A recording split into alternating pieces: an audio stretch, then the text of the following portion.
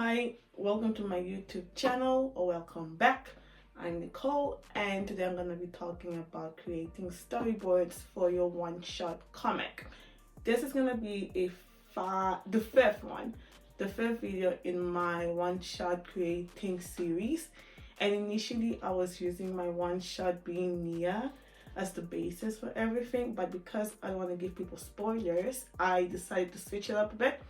So if you watch my previous video, the script writing one, which I suggest you do if you haven't, I wrote a completely different one shot because I didn't want to give spoilers to Nia while I was giving the visuals for it.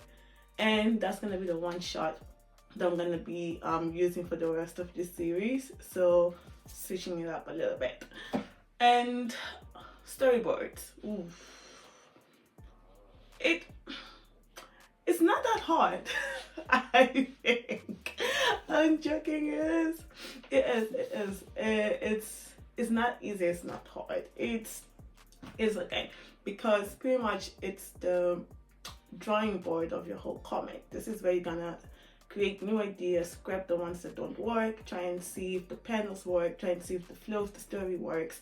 And if you get this wrong, hear me out. If you get this wrong, it's gonna give you a whole lot of headache down the line. It's gonna give you a whole lot of pain because it's like the foundation of your whole comic and everything else that I've been talking about during this series.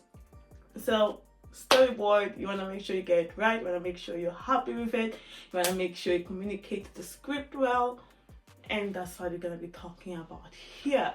So if you do a quick search on YouTube or wherever about storyboards for comics, because there are storyboards for animation, TV, film, whatever other medium there is out there, but today we're going to be focused on comics, you will find a whole bunch of tips. People say a lot of things, and I'm not saying they're wrong, I'm not saying they're right. I'm just saying there's a whole lot of information out there, and you might not even know where to start from. And if you chose to start with me, thanks. And in summary, because these are also the tips that I kind of resonated with, and they kind of work for me. I mean, you're gonna see the comics when they come out, which is gonna be in a bit. At the recording of this video, I'm not sure when, but I'm confident that Being Here is gonna be available by April 2025, and the one that I'm gonna be showing the storyboards of today should be available by July 2025. I'm just saying. I hope I'll do it. I have a lot on my plate right now, but I hope I can make it happen by July 2025. So yeah, and I think it's working. Back on the topic, I think these storyboard tips that I'm gonna give you work, at least for me. If they don't work for you, I mean, take whatever works for you and move on, I guess. So tip number one, keep it loose. Because it's the foundation, you might feel like you have to put as many details as you need to. I would say no, it just needs to communicate what the script wants you to communicate. So if you have a panel, if you have written that a character is fighting with a sword and wherever, you don't need to draw the details of the sword. You can just draw a simple sword silhouette with lines, shapes, volumes, whatever, I don't care. You just need to communicate that the person is holding a sword, okay? And that's it. If it's a specific sword that's very distinct for your character or your story, you can draw the shape. Easy, just whoop, whoop, and that, right? So first one I'm gonna put out there is keep it loose, because these ideas, you might not end up liking all of them, and you want to scrape them out. You want to remove some, reduce some, and sometimes you might feel compelled to not do so if you feel like you've put too much work into it and you don't want to undo all of that. So keep it loose. Keep it loose. Second one, be mindful of perspective and background. So why I'm saying this is because you might feel compelled to draw like just your characters floating in the void, and that could work with some panels.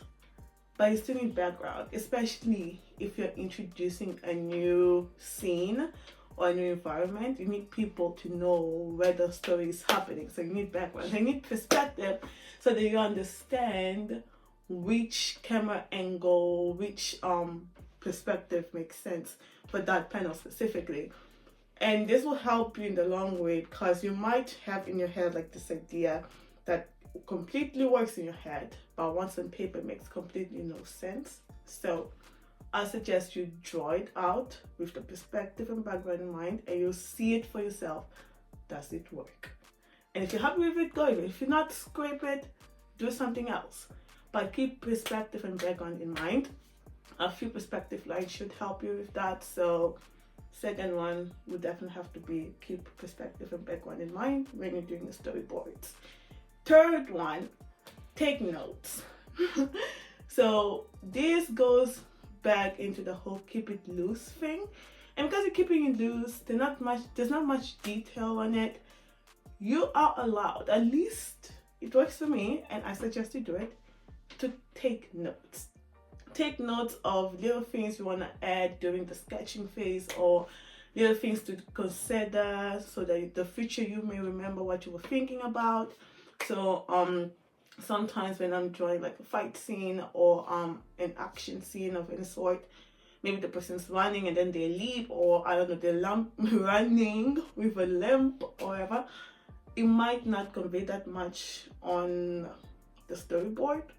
So I might just draw a line connected to that panel, and like below be like write the note that makes sense. Be like character is running with a limp, something like that. Or I might actually take notes inside the panel itself. So if character is running with a limp, next to the leg that's supposed to be limping, I might just squeeze in limp next to it, so that I do that. And because I tend to do my storyboards in really small sizes, so that I can have an overview of all of them on my iPad, because that's where I usually sketch them.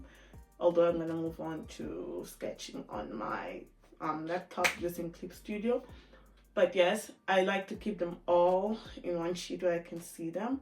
They're really small, so sometimes the writing doesn't fit in the panels, and I have to do the whole line thing and write it, I don't know, maybe on the footer of my drawing page or whatever. But yeah, I leave notes so that the future me can know what I was thinking about and what was going in my mind when I was drawing that panel. So third one, definitely take notes. It will help you a whole ton. Fourth one, let me get comfortable. I would say you mind the flow of the comic. So as I said, I'm not doing a manga, I'm doing a comic, so a little bit more Western. And they tend to read from left to right, top to bottom. Manga also does top to bottom, but you usually read it from right to left. I'm doing a Western type kind of comic, or yeah, and it's left to right. And you need to understand that the way you draw your panels kind of have to help the viewer reading it or taking it in. So if the viewer is going to be reading it in left to right and then top to bottom, you need to organize your panels in a way that helps the eye movement kind of just flow easily. They should not have confusion as to which panel follows the other. So you're going to have panel 1 and 2 here, and then maybe panel 3 here at the bottom, because it's usually a zigzag situation. It's like left, right, bottom, left, right, bottom, something like that. And it depends. It can have different flows. Sometimes it can be left, right, and then I don't know this, but still, there's the flow to it. I'll try. I might not be making any sense, but there's a flow to it. And you also want to take in consideration that for Western comics, or for those that you read from left to right, the last comic is gonna be on the bottom right. Am I right about this? Yes, on the bottom right. So we start from the left, we exit on the right. Pretty much. For manga, like Japanese traditional manga, whatever, it's right to left, with the starting point on the right and the exiting one on the left. So be mindful of that. If you're watching this and you don't want to just make a comic and make a manga or whatever, be mindful that there are different reading directions out there, and you should choose the one that works for you and follow the flow of it. So yes, the fifth tip for your storyboards, that would be keep in mind the speech bubbles and the page turners. So let's start with the speech bubbles.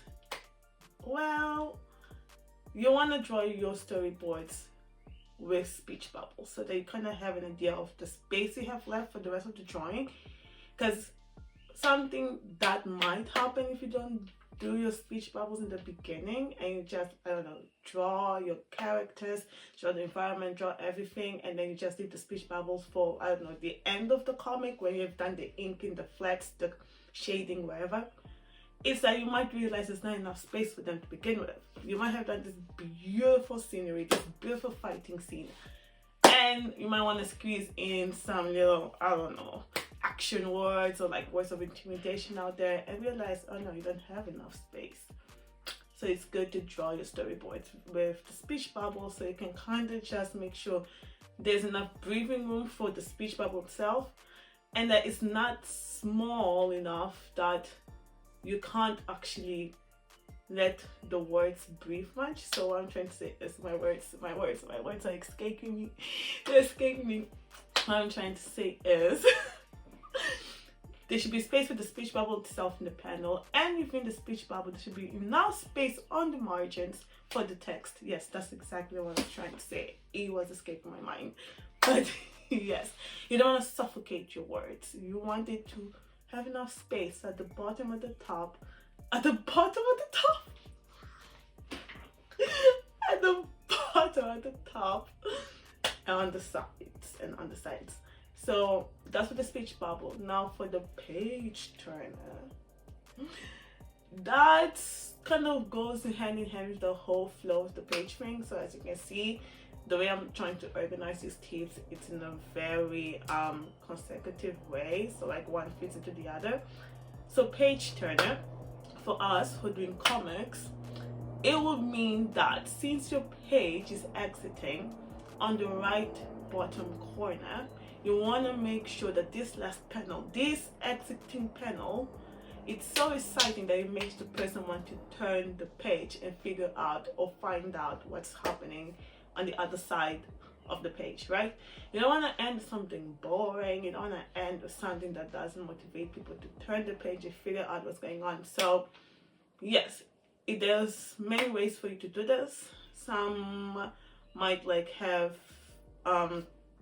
off-screen speech, so maybe a character that's outside of the page I don't know how to explain it, but it's outside of the page, said something and that speech bubble is there and you're like, ooh, who said that? So you're gonna turn the page and see that, voila, it's character B.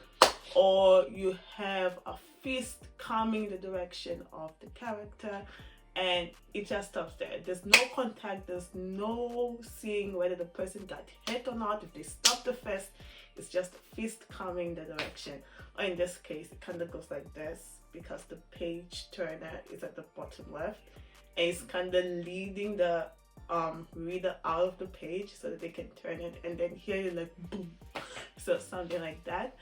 Or anything, actually, anything that you believe is going to lead people to turn the page and continue with the story, because what's the point of drawing all those beautiful pages if people are going to turn to it? They're going to find the first one, the second one, the third one boring, and I want to turn to the last one. There's no point. So that's it. That's the fifth tip. The sixth tip is do A and B tests of your panels. So you might have drawn a few panels. They look good, but they don't look great. They don't feel right. They don't sit right. You kind of feeling a little bit about it. So test it out with a different perspective. Test it out with a different camera angle. Test it out with, I don't know, different composition. So have the full drawing page or panel here, and then the ones you're gonna test out, put them side to side and see which one works best. And that's pretty much for the A/B test of your panels and also pages.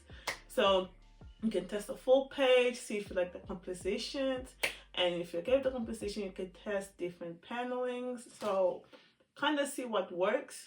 The whole thing of not sticking with your first idea or not sticking with your darlings. I hope that's the saying. And yeah, and bonus tip, which will make the seventh, have variety in your panels. So I hope you guys read a lot of comics or manga or whatever, sequential storytelling, visual sequential storytelling. And I say this because you probably will have noticed, if you do, that there are different types of panels when it comes to telling stories in a comic format or a manga format or graphic novel, whatever. Right? You don't want to just stick with square, square, square, square, square, square, square, square, square. Or I don't know, long rectangles or something. You want some variety. You want, I don't know, some wide angles. You want some maybe meat shots. Oh, I'm talking in film terms, but yeah, it makes sense. It makes sense. I hope it makes sense. You want some wide angle meat shots and so forth. So kind of have variety, and I'll show you this and further in my storyboards. So let's get into it. As you can see, I start with like a scenery shot or environment shot so that I can establish or let the viewer know where it's all taking place, right? And then after it, you see me kind of drawing it. There are notes I take away, especially because of the speech bubbles. The storyboard is too small for me to actually write important things there. And if I like a certain, I don't know, dialogue or something comes to my mind, I'm like, oh, that's good. Let me write it down next to it. And as you can see, I am scraping out ideas like crazy and just trying to see what actually works with the flow and whatnot, because I'm starting from the environment chart and I'm exiting with that little panel there of her looking at the ball or whatnot, right?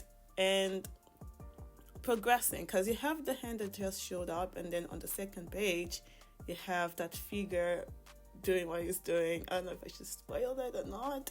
Does it matter? I'm not sure. But yeah, the dialogue is in the script I wrote, right? And if I find it really important to change something in there, I just add the notes as well. And here it is.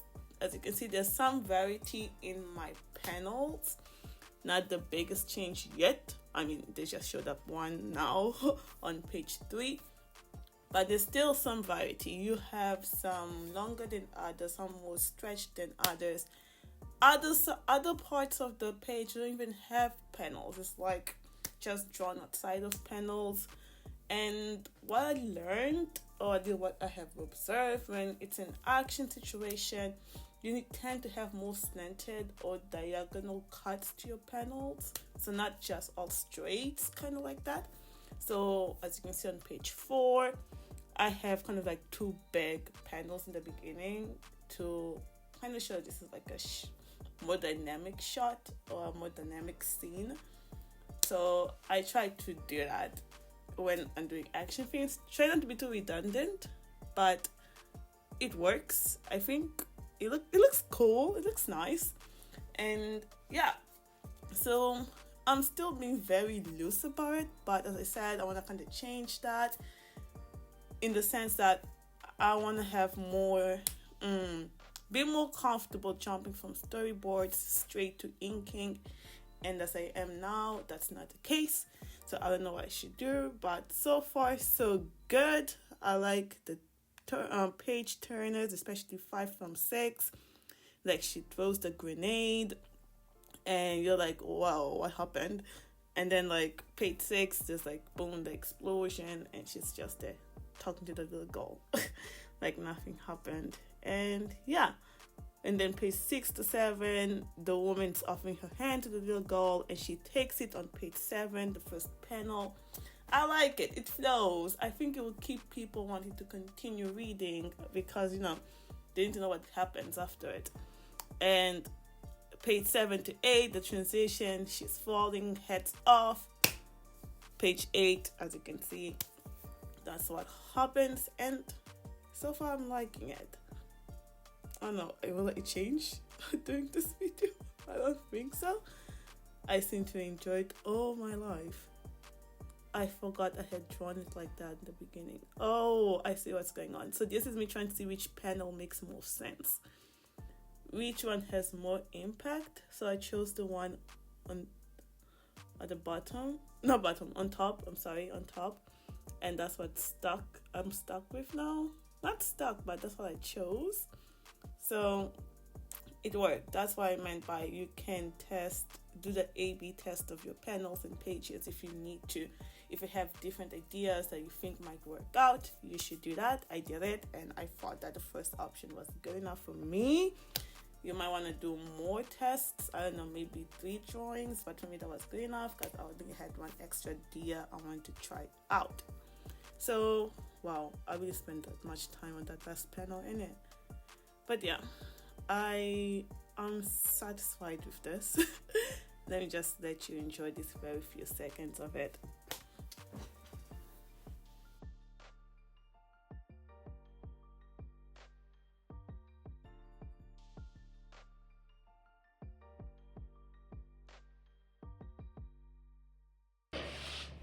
Wow, this video is taking quite long, but with that done, with the whole storyboard thing done, you guys have seen it, how I've done it.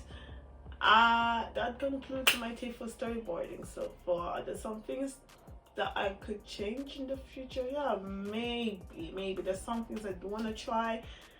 Maybe not in the near future. I don't know. Maybe in the 3rd short comic. Because so far my idea is I have Being Near, which I'm done with it.